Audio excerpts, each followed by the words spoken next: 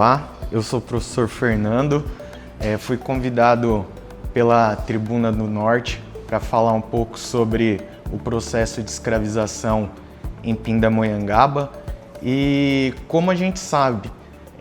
ao longo do século XIX, mais precisamente época até de fundação do jornal, na segunda metade do século XIX, que a gente sabe que tem várias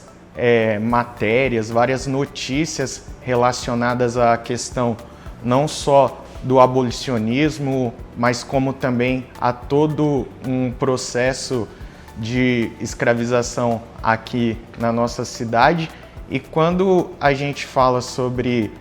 a escravidão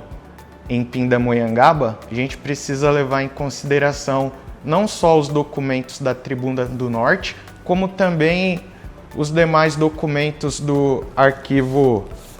Valdomiro Benedito de Abreu, que foi um político aqui da nossa cidade. E eu tô aqui com um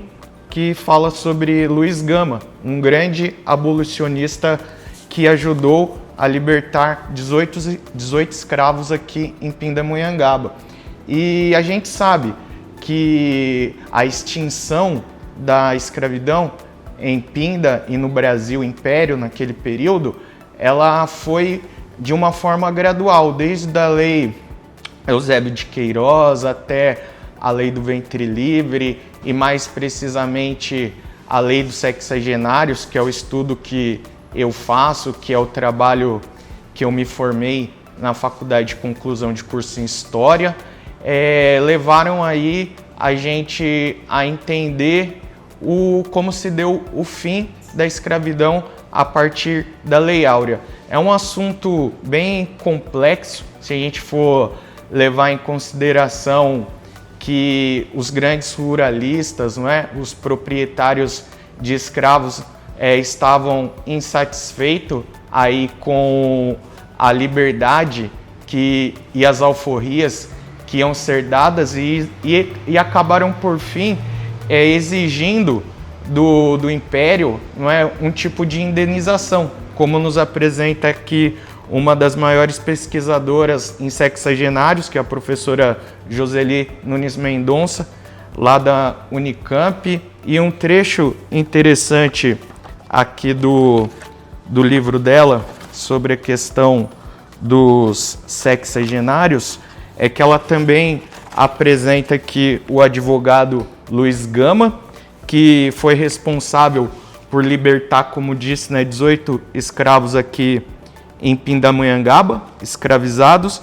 E sobre a questão da indenização, ela vai levantar a seguinte questão, que eu abordei também no meu texto, que eu escrevi aqui para a Tribuna do Norte, que é a questão da ilegalidade. Como a gente vai exigir indenização de pessoas escravizadas se boa parte desses escravizados estavam sendo mantidos ilegalmente pelos seus proprietários? Então, é uma questão a ser levantada, é um assunto muito complexo que beira aí essa linha tênue, entre a liberdade do escravizado e o momento ali que o proprietário era colocado no banco dos réus, era tido como um criminoso naquele período. E boa parte desses criminosos eram da elite agrária da nossa cidade. Então, a Tribuna do Norte traz aí pra gente um nome de alguns ruralistas que, praticavam aí essas ilegalidades e que estiveram em bancos de réus aqui na nossa cidade. Então, esse é um assunto aí que muito me cativa, principalmente como um militante negro, e são as experiências que eu tenho aí com o processo de escravização em Pindamonhangaba. E cabe lembrar que boa parte desses escravizados que levaram para o banco dos réus esses ruralistas criminosos conseguiram aí a sua liberdade